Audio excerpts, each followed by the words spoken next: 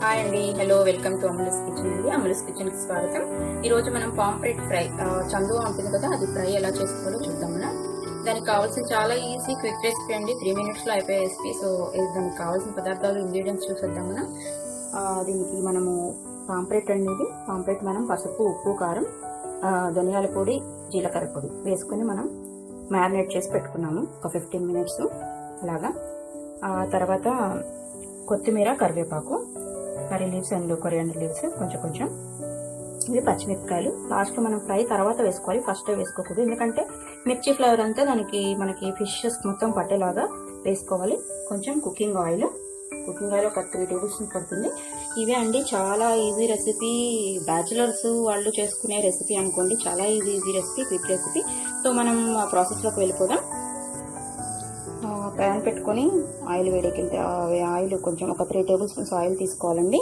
అది వేడెక్కిన తర్వాత ఫిష్ పీసెస్ వేసేసుకోవడమే. ఆయిల్ వేడెక్కిందండి, ఆయిల్ వేడెక్కింది. సో మనం ఇందులో ఫిష్ పీసెస్ ఒక్కొక్కటిగా వేసేసుకుందాం.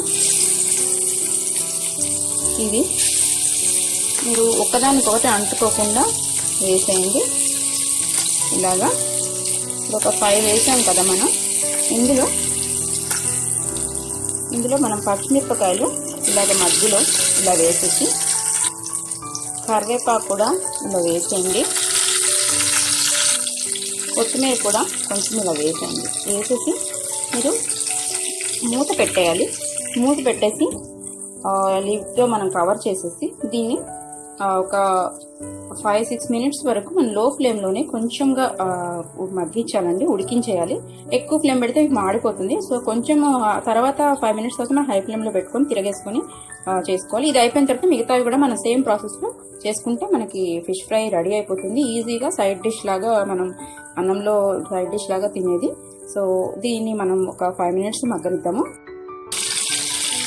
మనకి ఇలా వేగిపోయిందండి.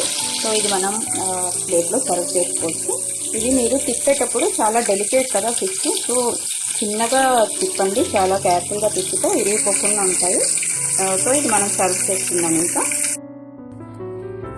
మనకి పాంప్లెట్ చందువా ఫిష్ ఫ్రై రెడీ అయిపోయిందండి. ఇది చాలా ఈజీ అండ్ క్విక్ రెసిపీ అండి. మనం అన్నీ ఫస్ట్ మ్యారినేట్ చేసి పెట్టుకుంటే ఇది ఓన్లీ ఫ్రై చేసుకోవడమే. ఇది నిమ్మకాయ మనం లాస్ట్లో లెమన్ జ్యూస్ పిండుకొని సర్వ్ చేసుకుంటే చాలా టేస్టీగా ఉంటుంది. పిల్లలకు కూడా చాలా హెల్త్కి మంచిది కూడా ఫిష్. సో ఇలాంటి రెసిపీస్ ఇంకా మీరు మీ ఇన్బాక్స్కి డైరెక్ట్గా రావాలి అంటే please subscribe our channel and support us అండి. అమూల్స్ లక్ష్మీ కిచెన్ @gmail.com మీ రిక్వైర్మెంట్స్ పంపించండి. Thank you so much. Thanks for watching me.